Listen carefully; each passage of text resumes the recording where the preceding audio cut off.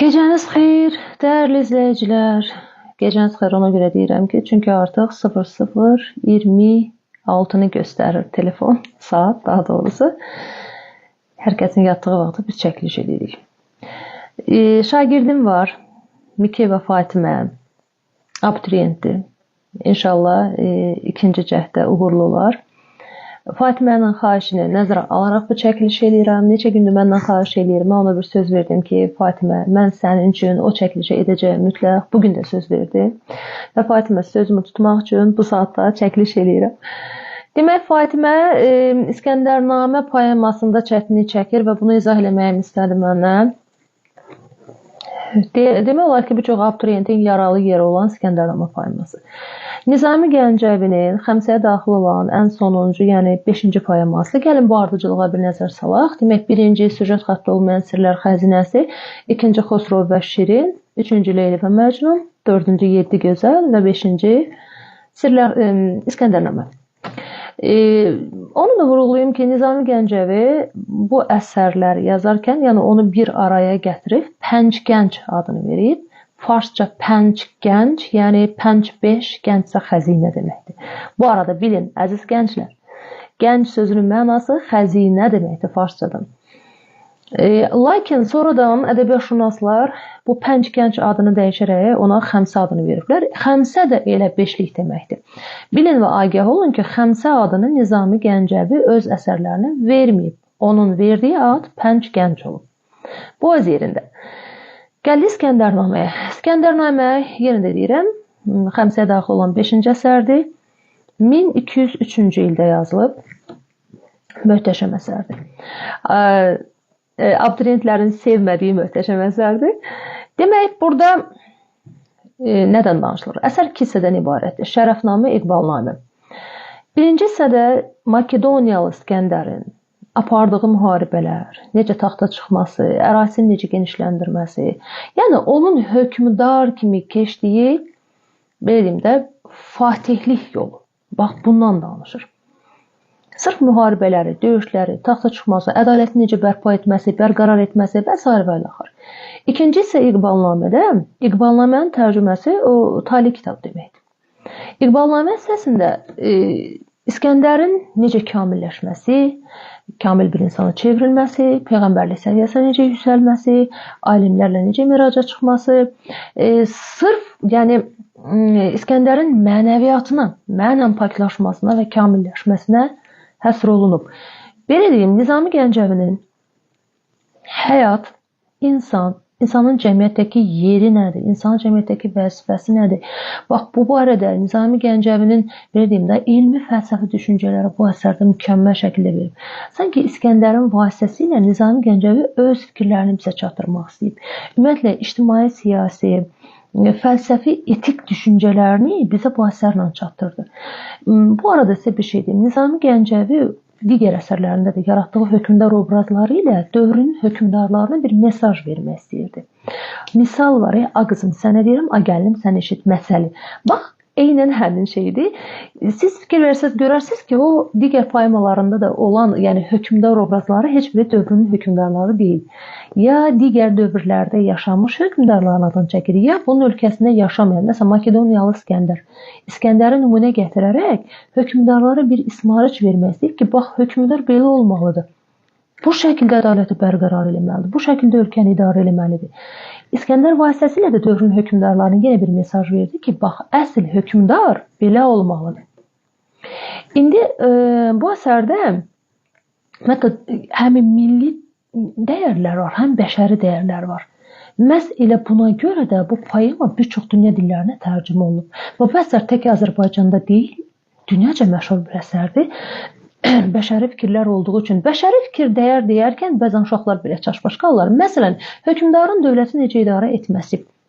Bu tək Azərbaycanda olan bir şey deyil, problem deyil. Bu bütün dünya ölkələrində olan bir problemdir ki, hökmdar ədalətsiz olarsa, o əlimizi üzək, yəni xalqların rifah içində yaşamaq mümkün deyil. Bu bəşəri bir fikirdir, bəşəri bir dəyərdir. O yüzden bu əsər bir çox dünya ölkələrində sevilir də, tərcümə də olunub, yəni bir çox dillərə tərcümə olunub və sevilir. Gəldik nəyə? Testə düşən əsas məqam var. Nə? Forma xüsusiyyətlərində bunu rahatlıqla yaza bilərsiniz. Biz bu əsərə mənzum roman da deyirik. Niyə mənzum roman? Bir də Xosrov və Şirin poemasına mənzum roman deyirik. Bu ikisinə niyə bunu deyirik? Çünki burada hadisələrin təsviri o qədər genişdir ki, yəni o qədər belə mövzu baxımından əhatəlidir ki, buna insanın poema deməyə sanki dili gəlmir. Məcburən mənzum roman. Mənzum roman nə deməkdir? Nəzm formasında, yəni şeir formasında yazılmış roman təəssüratı bağışlayır. Bu əsərdə buranın altını xüsusilə çizin. Demək, poemada hansı mövzulara toxunulub? Diqqətli olun. Hökmdar və xalq. Yəni münasibətdə necə olmalıdır? İctimai ədalət, dövlətin idarə olunması. Yəni bunlar düşərsə düzgün fikir kimi götürün. Dünyanın dərk edilməsi. İnsan, onun azadlığı, ləyaqəti, mənalı ömrü, cəmiyyətin mənəvi kamilliyi, tərbiyəvi əxlaqi dəyərlərin qorunub saxlanması, ictimai ədalət, elmi kamilliyin üstünlüyü. Elmi kamilliyin üstünlüyü bu İqbalnamə hissəsindədir, bayaq da vurğuladığım kimi. Yəni orada veriblər bunu. Və bu kimi digər fikirlər. Siz bir şeyə diqqət edirsiniz. Nizami Gəncəvi məsələn 12-ci əsrdə yaşayıb da. Biz bugün 21-ci əsrdə bilirik ki, Azərbaycan tolerant ölkədir, tolerant. Amma o əsər İskəndəranəni oxuyanda görürük ki, Nizami Gəncəvi 12-ci əsrdə hələ bu tolerantlıq fikirlərinə toxunub. Məsələn, bu əsərdə Nizami Gəncəvi digər xalqların adını çəkir və o xalqların adət-ənənəsinə necə böyük hörmət duyduğunu, yəni ehtiram hissi duyduğunu vurğulayıb. Yəni bu ilə tolerantlıq deyilmi? Görün nə qədər uzaq görən insan olur bu. Gəldik əsərin mövzusuna. Bu ümumi məlumat idi əsər haqqında. İndi gələk o xırdalıqlara. Demək, İskəndərama bayaq da vurğuladığım kimi, bu poema iki hissədən Şərəfnamə və İqbalnamə. Bu hər hissə ayrı-ayrı başlıqlardan ibarətdir. Şərəfnamə hissəsində 8 başlıq var. İqbalnamə hissəsində 5 başlıq var. Cəmi 13 başlıqdır. Bu başlıq nə deməkdir? Burada hər başlıqda ayrı mövzuya toxunulur. Sanki necə o kitablarda o fəsil olur, bölmələr, fəsillər. Eynən Şərəfnamə 8 bölmədən, yəni 8 başlıqdan ibarətdir. Hər birində bir mövzuya toxunub, hər birində İskəndərin başına gələn bir əhvalatdan danışıb. Necə ki Dədə Qorqud dastanında, Koroğlu dastanında o boylar, qollar ki var. Bax belə yadda saxlayın ki, burada da 8 başlıq var. Sanki 8 boy, 8 qol, bax belə yadda saxlayın ki, hər birində də bir hadisədən danışır. Mən bunu necə hazırlamışam? Sual-cavab formasında. Mən sualı oxuyarkən biraz pauza verəcəm. Çünki cavabını sizin tapmanızı, yəni öz-özlüyünüzdə, bax bu videonu baxın. Mən sualları səsləndirdikcə o suala cavab tapmağa çalışın. Və sonda təbii ki, yenə ümumi məlumat verəcəm. Amma həm sual-cavab, həm məlumat məncə belə daha yaxşı mənimsəmiş olarsınız. Əsərin ilk başlığı, yəni Şərəfnamə hissəsini, bugün sadəcə Şərəfnamə hissəsini hazırlamışam. Söz verirəm ki, növbəti çəkilişdə də İqbalnaməni hazırlayacağam. Çünki ikisini bir arada açığı vaxt baxımından çatdıra bilmədim. Birinci gəlir hansı başlıq? 8 başlıqdan birincisi dastanın xülasəsi və İskəndərin Cahangirli tarixi. Burada nədən danışır? Burada sanki o necə ki filmlərin qabaqcadan uşaqlar anonsunu verir. Yəni bu filmdə, bu bölümdə nələr olacaq? Qısa anonsunu verir. Həmin şeydir. Bu dastanın xülasəsi adı üstündə. Xülasəsi poemanın bu hissədə qısaca xülasəsini verir. Yəni burada nədən danışılacaq? Sizi sanki mövzuya hazırlayır. Poemaya hazırlayır. Burada Nizami Gəncəvi ümumiyyətlə bu poemanı necə yazıb? Hansı mənbələrdən qaynaqlanıb yazıb? Bunu yazarkən, yəni tarixdə olduğu kimi məlumatları götdü, yazdı, yoxsa bəzəti düzədimi bizə çatdırdı. Sonra İskəndərin necə taxta çıxması qısaca anons verir.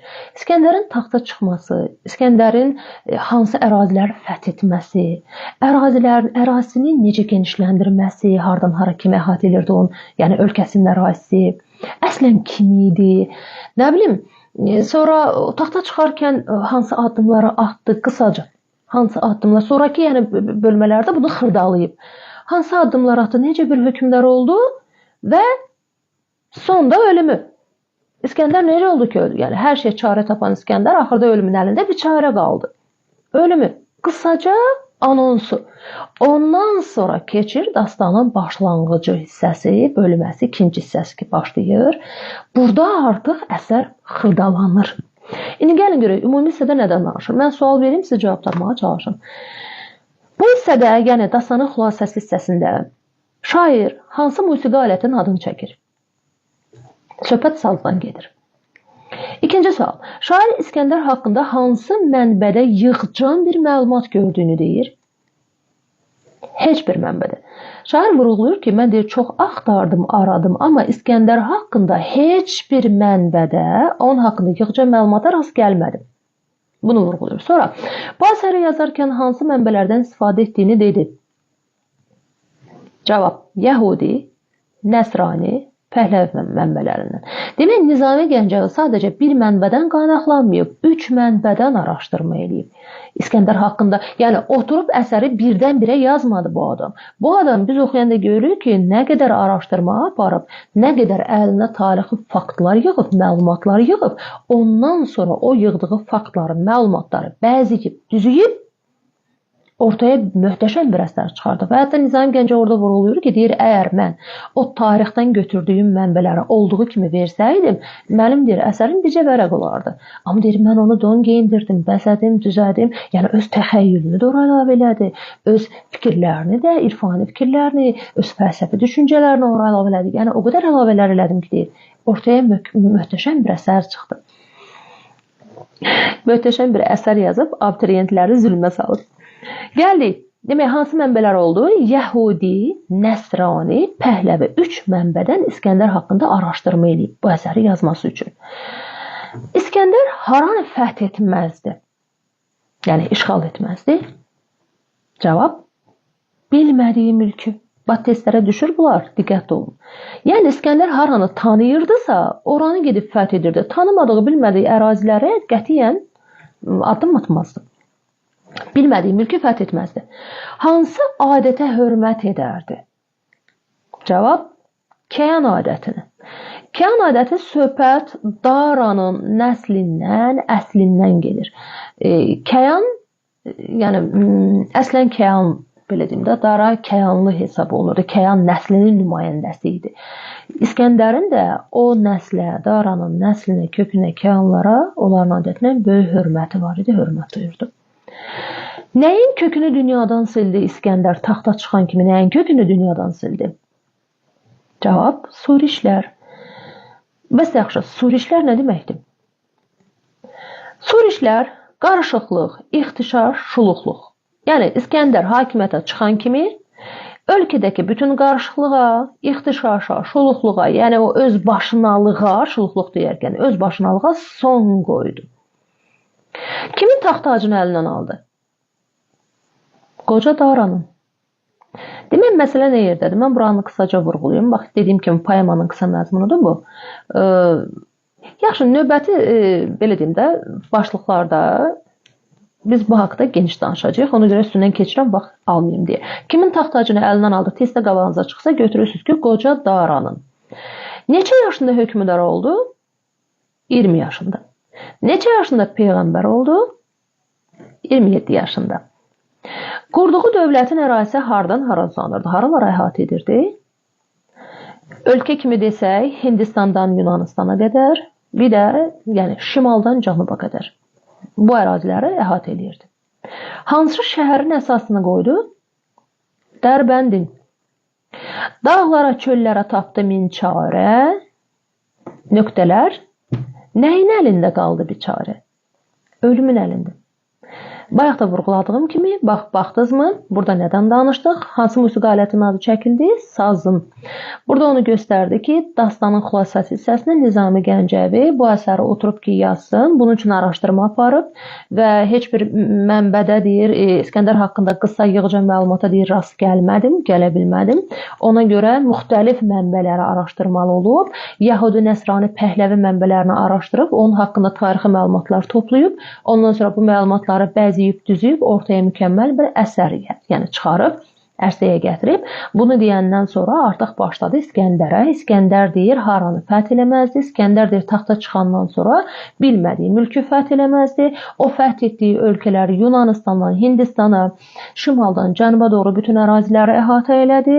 Ölkəyə çıxan kimi taxta çıxan kimi Surişlərin kökünü kəsdi. Yəni öz başınalığın, şuluqluğun, qarışıqlığın kökünü kəsdi. Kəyan adətinə böyük hörmət duyurdu. Yəni Daranın taxtına, tacına böyük hörmət duyurdu. Amma buna baxmayaraq kimin taxtını, tacını əlindən aldı? Daranın. O, yəni bir çox hökmdarlara qalib gəlib. Amma onların içində ən belə deyim də öz sözünü demiş hökmdar Dara idi deyə burada xülasə hissəsində onun adı çəkilib sadəcə. Daranın taxt tacını əlindən aldı, 20 yaşında hökmdar oldu, 27 yaşında peyğəmbər oldu. Bu artıq İqbalnamə hissəsinə aiddir. 27 yaşında peyğəmbər olmağı İqbalnamə hissəsinə aiddir. Oradan bir qısaca anons verib. Sonra demək, Dərbənd şəhərinin əsasını qoydu hökmdar olandan sonra. Yəni bu qədər böyük işlər görmüş İskəndər axırda ölümün əlində biçarə, yəni çarəsiz qaldı. Bu qısa xülasə. İndi gəldik dastanın başlanğıcı. Dastanın başlanğıcı indi getdi bilirsiniz hara? O inqilab demiş 1937-ci ilə. İskəndər hələ dünyaya gəlməyib. Biz indi danışırıq İskəndərin atasından. Demək, yenə sual-cavab əsasında bu səndə sizə məzmunu axırda verəcəm. İskəndərin atası kim idi? Feyləqus. Səhv eləmirəmsə tarixi mənbələrdə onun adı Filip gedir. Filip. Sadəcə burada Yunan adları ilə Fars, yəni Yunan adları Fars dilində başqa cür səslənir. Məsələn, orada Filip deyirlər, burada Feyləqus deyirlər. Orada Aristotel deyirlər, yəni Yunan mənbəsində, amma Fars dilində ona Ərəstu deyirlər. Var, burada bir çox alimlərin adları var, vurğulayacağım onda sizə. Yəni Fars mənbəsində necə gedir o. İskəndərin atası kim idi? Feyləqus. Ona kimlər itaət edirdi? Rum və Rus. Feyləqusun vətəni və məskəni hara idi? Baxın, vətəni başqa şeydir, məskəni başqa şeydir. Vətəni Makedoniya idi, məskəni Yunanistan idi. Bu nə deməkdir? Vətəni, yəni Feyləqus əslən haralı idi? Əslən Makedoniyalı idi. Bəs məskəni hara idi? Yəni harada yaşayırdı? Yunanistan'da. Ola bilsin, mən Şəmkirliyəm, gedib Bakıda yaşayım. Düzdür, vətənim Şəmkirdir, məskənim Bakıdır. Belə yadda saxlayın. Vətəni demək Makedoniya, məskəni Yunanistan idi. Ulu babası kim idi? Feyləqusun ulu babası, İskəndərin atasının ulu babası. Hələ İskəndər dünyaya gəlməyib. Atasının, Feyləqusun ulu babası kim idi? Onun da adı çəkilib. Eys ibn İsaq. Eys ibn İsaq. İbn oğlu deməkdir. Adı Eysdir. İbn İsaq, yəni İsaq oğlu. Eys, İsaq oğlu. Belə yadda saxlayın. Ədalət o qədər yaxınmış ona. İndi misranı siz tamamlayın. Yəni Feyləqus o qədər ədalətli hökmdar olub ki. Ədalət o qədər yaxınmış ona. Arxasını deyirəm. Qurtları bağlarmış qoyun buduna. Bu misalın mənası bilirsiniz nə deməkdir? Feyləqus hakimiyyətdə olanda taxt, yəni hələ ki hakimiyyətdə taxta Feyləqusdur, İskəndərin atası. O qədər ədalətli hökmdar olur ki, təsəvvür eləyin, qoyunu qurda etibar edirlərmiş. Bilirsiniz də, qurd qoyunun bir nömrəli düşmənidir. Amma deyir, burada o qədər hər şey ədalətli imiş ki, qurdu qoyunu buduna bağlayırlarmış. Kim ona həsədindən rəqib çıxır? Cavab? Hökmdar Dara. Hökmdar Darada bir egoistlik var idi, bir ego var idi. Feyləqus günü-gündən, belə deyim də, məşhurlaşdıqca, xalqı tərəfindən sevildikcə, hər kəs ona itaət etdikcə, Darada bir ego yaranırdı, bir paxıllıq yaranırdı. Rəqib kimi, hökmdar kimi, onun rəqibi idi, ona paxıllıq gəlirdi, onun içindən yaranırdı. Və ona rəqib çıxmağa başladı Dara. Feyləqus ölkəsini Daradan necə xilas etdi? Cavab, xərac verərək. Demək, Dara Feyləqusun ölkəsinə hücum çəkir və onun qarşısına şərt qoyur. Yəni iki şərtdən birini seç. Ya müharibə eləyirik, ya mənə xərac verir.